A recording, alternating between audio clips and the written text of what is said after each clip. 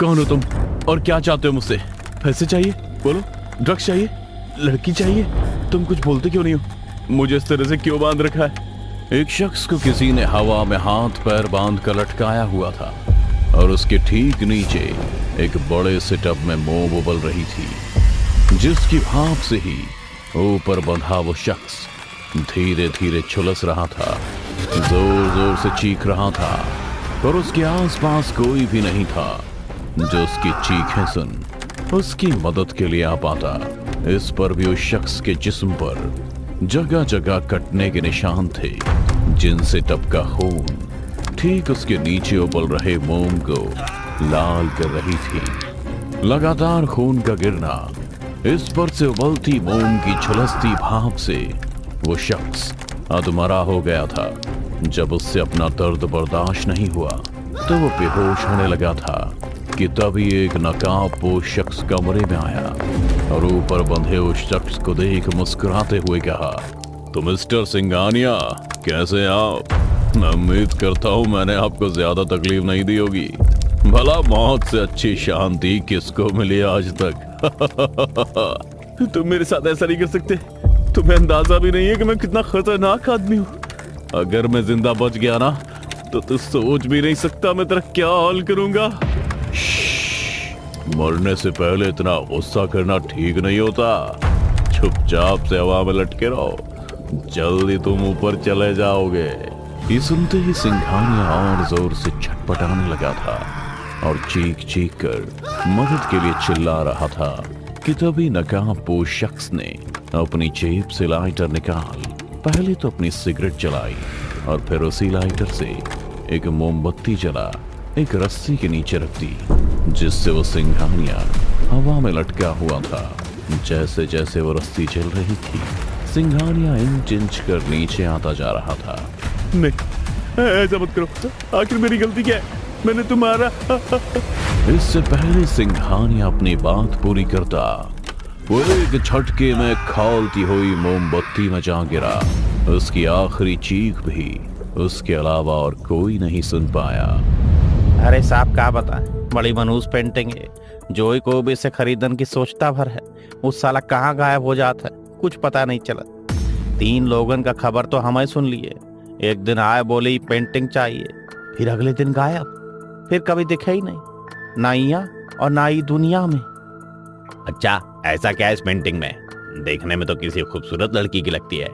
इतना कहकर sub inspector Atul दीवार पर लगी एक औरत की पेंटिंग के और करीब चला गया। फिर आहिस्ता से पेंटिंग की बारीकियों को देखते हुए बोला, वैसे बनाने वाले ने क्या बनाया है? एक बार देख लो तो नजरें चुराना भी पाप सा लगता है। ऐसा सुकून, वो भी इतने दर्द में, कोई कैसे बर्दाश्त कर पाया होगा? हमें तो ऐसा कुछ नजर नहीं आता है। पता नहीं आप समझदार लोगन के का ऐसे खूबसूरत चीज नजर आते है।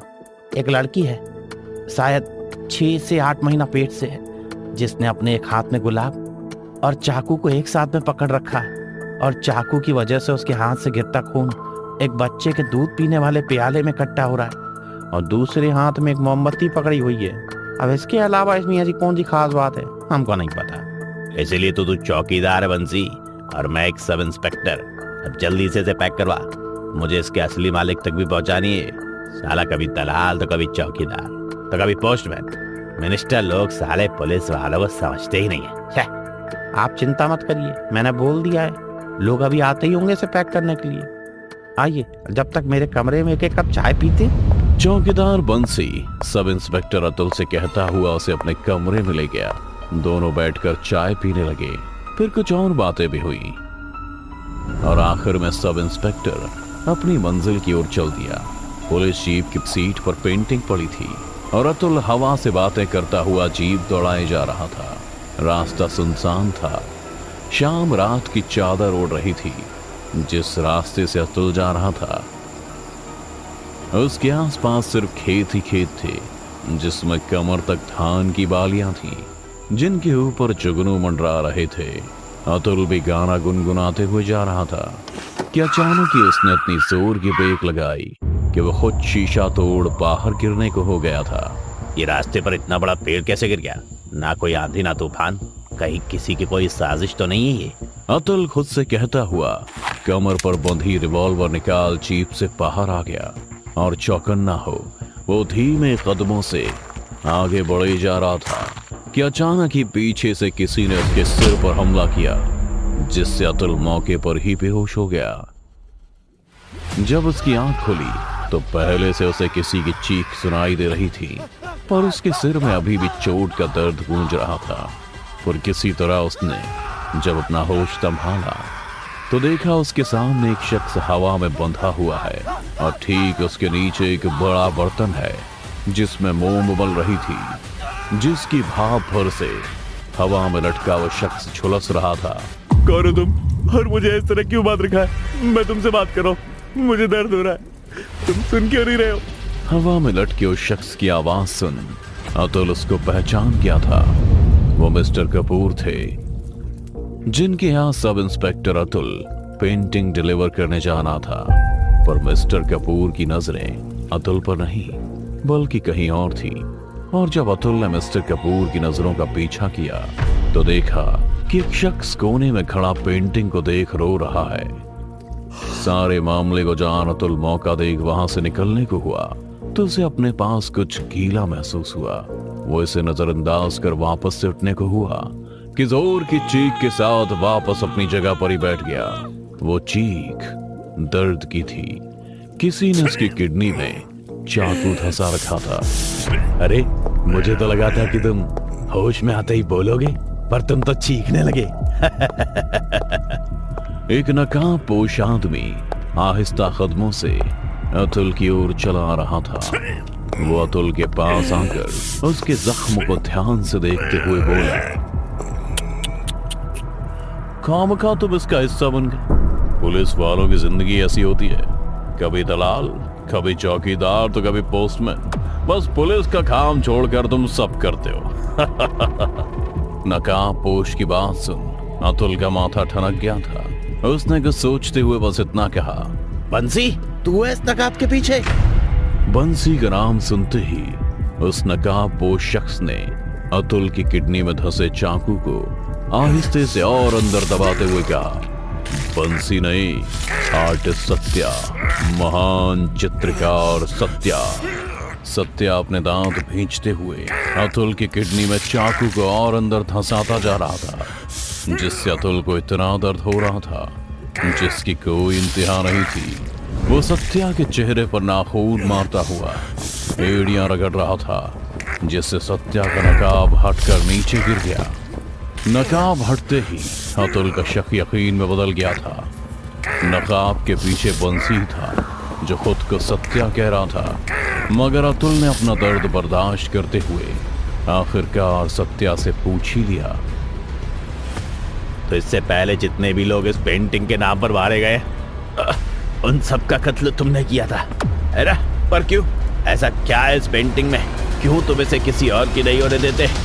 नकाब हटने के बाद अतुल सत्या की आंखों में आंखें डाल गुस्से से उससे कह रहा था कि तभी मोम के बड़े से बर्तन के ऊपर लटके मिस्टर कपूर ने कहा, साले एक चौकीदार हो कि तेरी इतनी हिम्मत, तेरे तो मैं इतने टुकड़े करूंगा ना कि लोग गिनेंगे नहीं बल्कि बटोरेंगे। मिस्टर कपूर ने जब सत्या को चौकीदार कहा तो उसका गुस्सा आसमान पर जा चुका था। वो तुरंत ही खड़ा हुआ और कील से बंधी रस्सी को ढीला करने लगा, जिससे उसके सहारे लटके मिस्टर कपूर सीधे मोम के बर्तन के और करीब आ गए। भाप अब इस कदर बढ़ चुकी थी कि मिस्टर कपूर के चेहरे से मांस गलकर नीचे मोम के बर्तन में गिरने लगा था और उनकी चीखें और तड़पड़ाहट सातवें आसमान पर जा पहुंची। मेरा नाम सत्या है, महान चित्रकार सत्या। अगर दोबारा ऐसी गलती की तो रस्सी ढीली नहीं, सीधा काट दूंगा, समझा? सत्या रस्सी को वापस कील में बांधता हुआ मिस्टर कपूर से कह रहा था। वो रस्सी को बांध वापस सब इंस्पेक्टर से बात करने आ ही रहा था कि उसने देखा सब इंस्पेक्टर ठीक उसके सामने हाथ में वही चाकू लिए खड़ा है जो कुछ पल पहले उसकी किडनी में धंसा था। सत्या चुपचाप खुद को सरेंडर कर दे, वरना तेरा अंजाम अच्छा नहीं होगा। फिर से वही किसी पिटी लाइन, अरे कुछ तो नया बोल। सत्या मुंह बनाता हुआ अतुल से कह ही रहा था कि उसने देखा कि अतुल उसके सामने हाथ में चाकू लिए खड़ा है, पर इससे पहले सत्या अपनी बात पूरी करता अतुल ने वो चाकू सत्या की पसली में घुसा दिया और आहिस्ता आहिस्ता उसे घुमाते हुए बोला, जब डायलॉग इतना फेमस है तो इसे फिर बदलना क्यों? चल अब तेरा पंचनामा लिखता हूं, बता सब शुरू से, वरना चाकू में अभी भी बहुत धार बची है। सत्या को भी अंदाजा हो गया था कि वो अपने ही जाल में फंस चुका था और अगर जल्दी उसने कुछ नहीं किया तो वो जिंदा भी नहीं बचेगा। तो सही था इंस्पेक्टर, इस पेंटिंग में जो औरत है वो मेरी माँ है और इसके पेट में जो बच्चा है वो मैं हूँ। ये पेंटिंग मेरे बाबा ने मेरी माँ के लिए बनाई थी, जो मेरे पैदा होते ही चल बसी थी, जिसका इल्जाम मेरे बाबा ने मुझ पर डाल दिया था। वो मुझसे नफरत करते थे, बचपन से ही मुझे मारते थे। मेरे चेहरे में उन्हें अपनी मरी हुई पत्नी दिखाई देती थी, इसलिए फिर एक दिन मैंने उनको मार दिया, ठीक मिस्टर सिंघानिया की तरह उबलती मोम में डुबाकर। और मेरे पास मेरी माँ की बस यही एक निशानी थी, ये पेंटिंग, जिसे बाबा ने कौड़ियों के भाव भंगार में बेच दिया। इसलिए जब कोई दूसरा पैसे के दम पर मेरी माँ को खरीदना चाहता है तो मैं उससे उसकी जान खरीद लेता हूँ, वो भी कौड़ियों के भाव, वो भी कौड़ियों के भाव।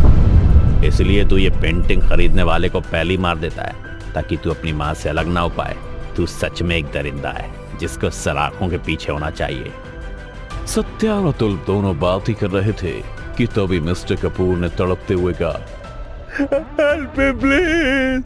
मिस्टर कपूर की बात सुन अतुल तुरंत ही उसे मोम के बर्तन से ऊपर हटा अपने पास ले आता है, पर जब उसने दोबारा सत्या को देखना चाहा तो वो गायब था और उसकी माँ की पेंटिंग भी गायब थी। वो तुरंत समझ गया था कि सत्या एक बार फिर से फरार हो चुका है। वो मिस्टर कपूर को सहारा देकर बाहर जाने को ही हुआ, तभी सत्या ने अपने हाथ में मशाल और दूसरे हाथ में वो पेंटिंग लिए पीछे से कहा, इतनी जल्दी कहाँ चल दी इंस्पेक्टर अतुल, अभी तो खेल शुरू हुआ है, भागो जहाँ तक भाग सकते हो, अब मैं तुम्हारा पीछा नहीं छोड़ने वाला। इतना कहकर सत्या ने पूरे घर में आग लगा दी। सारा घर मोम का बना हुआ था, इसलिए देखते ही देखते पूरा घर आग की चपेट में आ गया। अतुल बेहोश से काम ले तुरंत मिस्टर कपूर के साथ बाहर आ गया। उनके बाहर आते ही पूरा घर ढह चुका था। लेकिन जब पंचनामा हुआ तो उसी घर के तहखाने में बहुत सी लाशें मिली जिन पर मोम लगा हुआ था। उन सभी लाशों की पहचान तो हो गई थी, पर सब इंस्पेक्टर अतुल को सत्या की लाश नहीं मिली थी, जिसका मतलब साफ था कि सत्या अभी भी फरार है। आज 10 साल बाद सब इंस्पेक्टर अतुल डीजीपी बन गया है, लेकिन उसके मन से ये सत्या नाम की टीस आज तक नहीं मिटी, और साथ ही पेंटिंग में उस लड़की का चेहरा जो आज भी अतुल के ख्यालों में जिंदा है।